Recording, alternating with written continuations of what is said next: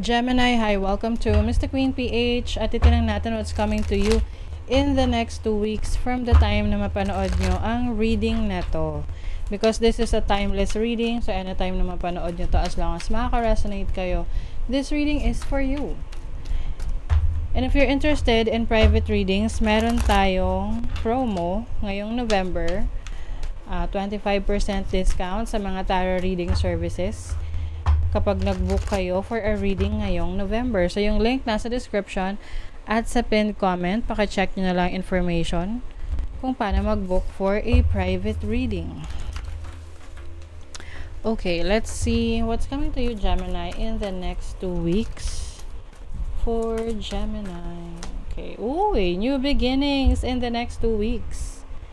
Yes. Sabi dito, clear the space in which I dwell. So maaring yung iba sa inyo, new beginnings, new bagong bahay, bagong lilipatan, no? Kung saan kayo titira, saan kayo magsistay. This can be a new beginning rin sa trabaho, sa career, sa business. May nag-open na bagong experience for you. You also have health, so kalusugan. You will focus on your health, mental health, physical health. Maaring mas magiging kayo, very conscious sa inyong pangangatawan, sa inyong sarili, sa kinakain nyo. Let's see what else. Harvest. Meron ditong magandang ani. It's time to harvest yung inyong mga itinanim.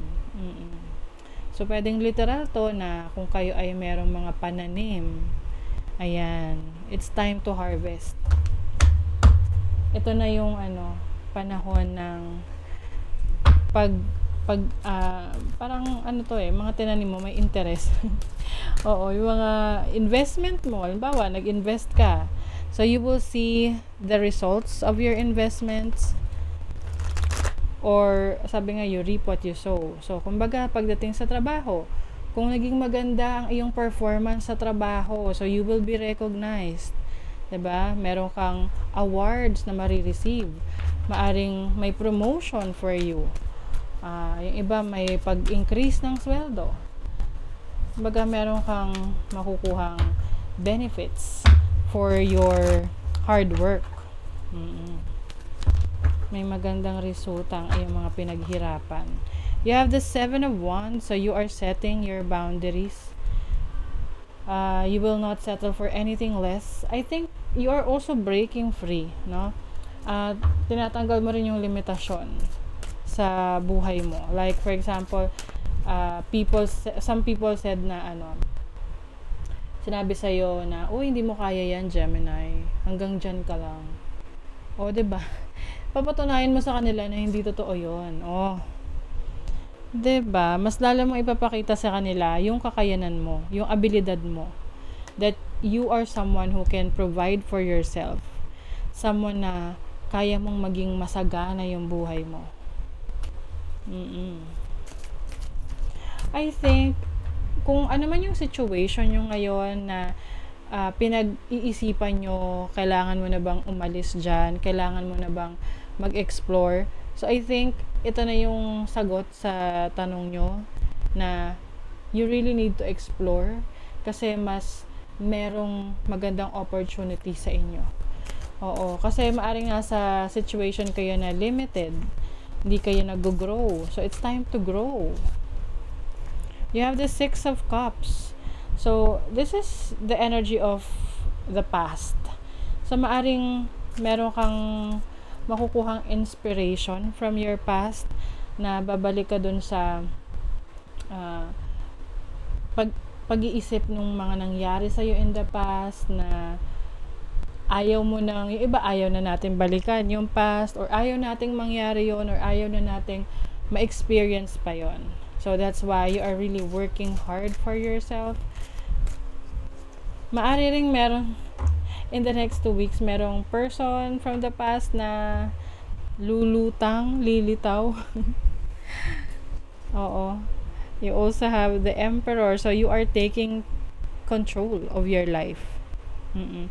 And I think itong person na parang babalik uli sa buhay mo, meron kang kakayanan na i-let go yon, or nasa sa'yo rin kung hahayaan mong bumalik sa buhay mo. Oo. But syempre, kailangan meron kang sarili mong discernment. But I think for some of you, kung sino man tong will try to go back sa buhay mo, if this is a person, I think parang closure na lang yung yung gusto mong mangyari. Na matapos, ma-close yung chapter na yon for a new beginning. And for some of you, this can be an opportunity, like missed opportunities mo in the past, and you will realize na, hindi pala siya missed opportunity, hindi lang pala talaga para sa akin yon. So, there's going to be an acceptance of the things na na-miss out mo in the past. Because now, mas maganda yung situation mo ngayon eh. Oo, you are someone na may power. You are powerful enough na to be on your own, to be in control. Uy, merong energy ng love. So, possible for some of you, itong new beginnings na to is a new relationship, or a new connection. You also have bodybuilder. Yung iba sa inyo, itong new beginnings na to is about transforming yourself. Maaring physical transformation to kasi nagpo-focus na kayo sa health ninyo, na in the next 2 weeks, you will see results ng mga pinaghirapan ninyo ng mga nakaraang buwan. Example, ikaw ay nagwo-workout, you're on a diet, calorie deficit, or kung ano pa mang pamamaraan para isaayos mo yung kalusugan mo to be more healthy and fit. So, in the next 2 weeks, you will see results. Nakikita mo na wow, mas masarap yung pakiramdam mo, mas energetic ka, ganon. Oh, see, you are healing. You are healing. Alam nyo, itong specific reading na to ay para sa ibang Gemini lang.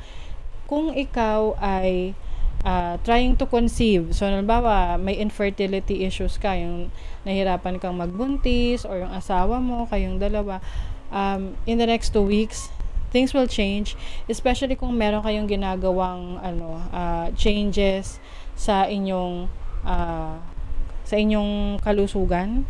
Let's say mas nagwo-workout ka ngayon, mas maganda yung habits mo sa health mo, then definitely some of you maaring meron ditong mabubuntis. May change, diba? A resistance to change is a resistance to life itself. Open your heart and mind to new beginnings. Diba? Gemini, definitely new beginnings in the next 2 weeks for some of you. Embrace that. Security.